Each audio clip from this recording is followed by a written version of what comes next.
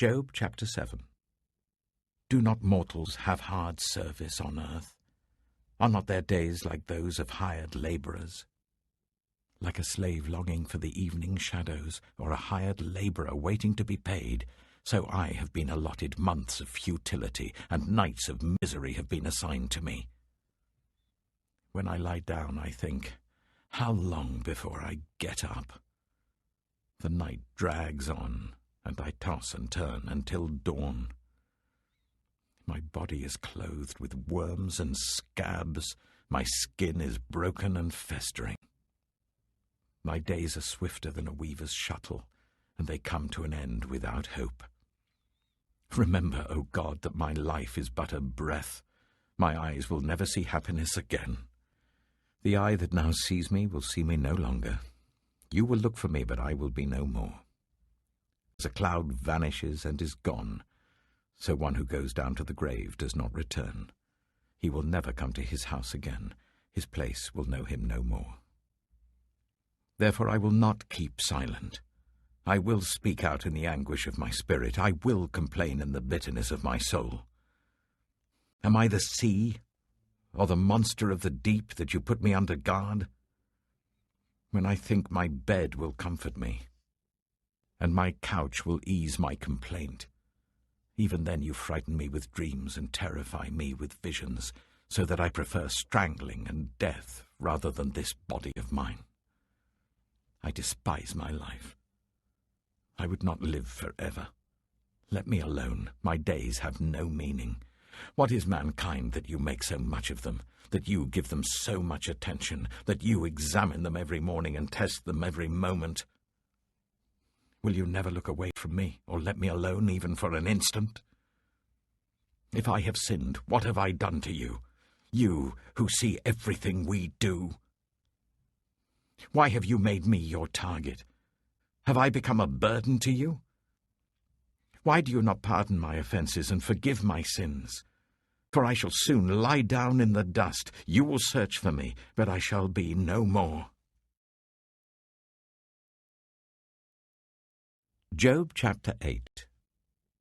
Then Bildad the Shuhite replied, How long will you say such things? Your words are a blustering wind. Does God pervert justice? Does the Almighty pervert what is right? When your children sinned against him, he gave them over to the penalty of their sin. But if you will seek God earnestly and plead with the Almighty, if you are pure and upright, even now, he will rouse himself on your behalf and restore you to your prosperous state. Your beginnings will seem humble, so prosperous will your future be. Ask the former generations and find out what their ancestors learned. For we were born only yesterday and know nothing, and our days on earth are but a shadow. Will they not instruct you and tell you? Will they not bring forth words from their understanding? Can papyrus grow tall where there is no marsh? Can reeds thrive without water? While still growing and uncut, they wither more quickly than grass. Such is the destiny of all who forget God. So perishes the hope of the godless. What they trust in is fragile. What they rely on is a spider's web. They lean on the web, but it gives way. They cling to it, but it does not hold.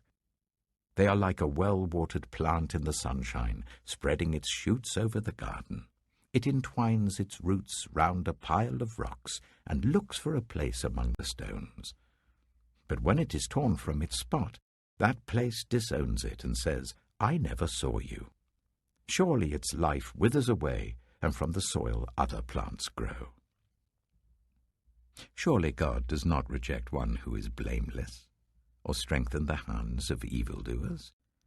He will yet fill your mouth with laughter and your lips with shouts of joy. Your enemies will be clothed in shame, and the tents of the wicked will be no more. Job chapter 9. Then Job replied, Indeed, I know that this is true. But how can mere mortals prove their innocence before God? Though they wished to dispute with him, they could not answer him one sin 1,000 times. His wisdom is profound, his power is vast. Who has resisted him and come out unscathed? He moves mountains without their knowing it and overturns them in his anger. He shakes the earth from its place and makes its pillars tremble. He speaks to the sun, and it does not shine. He seals off the light of the stars. He alone stretches out the heavens and treads on the waves of the sea. He is the maker of the Bear and Orion, the Pleiades and the constellations of the south. He performs wonders that cannot be fathomed, miracles that cannot be counted. When he passes me, I cannot see him. When he goes by, I cannot perceive him. If he snatches away, who can stop him? Who can say to him, "What are you doing?" God does not restrain his anger. Even the cohorts of Rahab cowered at his feet. How then can I dispute with him? How can I find words to argue with him?